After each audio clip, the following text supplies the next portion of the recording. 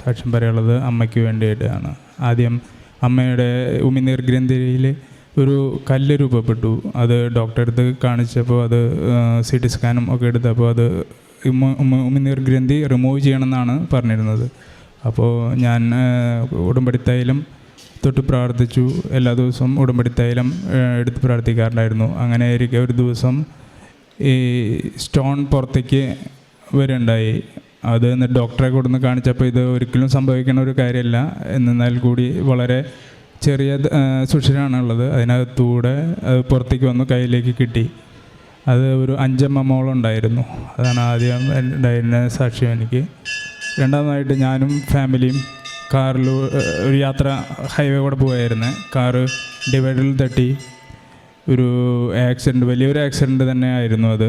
ഞാൻ, ഭാര്യ, 3 കുട്ടികളുണ്ടായിരുന്നു. ഡിവൈഡർ തന്നെ 3 മറിച്ചിൽ മറിഞ്ഞു. എന്നാൽ കൂടി ഞങ്ങളുടെ ജീവൻ തന്നെ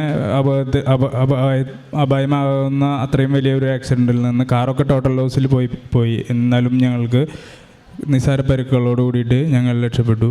അത് എൻ്റെ കഴുത്തിലെപ്പോഴും ഉടമ്പടി കശരൂപം ഉണ്ടായിരുന്നു. അതിൻ്റെ ബലത്തിലാണെന്ന് ഞങ്ങൾ പൂർണ്ണമായി വിശ്വസിക്കുന്നു. തന്നെയല്ല, ഞങ്ങൾ കാറിൽ യാത്ര ചെയ്യുമ്പോൾ വചനം കേട്ടിട്ടാണ് യാത്ര ചെയ്തിരുന്നത്.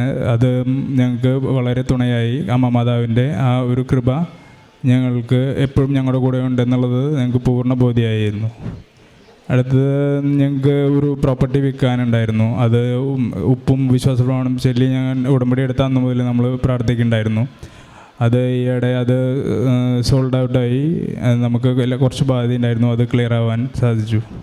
ഇങ്ങനെ ഉടമ്പടി എടുത്ത അന്ന് മുതൽ നമ്മൾ രാവിലെ എനിക്ക് കൊന്ത ചൊല്ലി ജപമാല ചെല്ലുകയും ഉടമ്പടിയുടെ അതിൽ അനുഷ്ഠിച്ച എല്ലാ കാര്യങ്ങളും നമ്മൾ കറക്റ്റായിട്ട് ചെയ്തു പോരുന്നതും, അതുപോലെ തന്നെ അന്ന് മുതൽ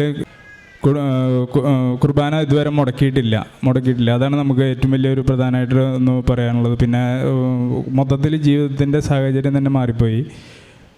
എന്നും കുർബാനയ്ക്ക് പോലും, അതുപോലെ ഹോസ്പിറ്റലിൽ പോയി, മെഡിക്കൽ കോളേജിൽ പോയി രോഗി സന്ദർശനം, കാരുണ്യപ്രവൃത്തി, ഇതെല്ലാം കറക്റ്റായിട്ട് ചെയ്തു.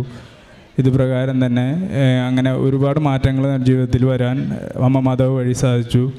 ഇതിനെല്ലാവരും അമ്മ മാതാവിനോട് 1000 നന്ദി പറഞ്ഞതുകൊണ്ട്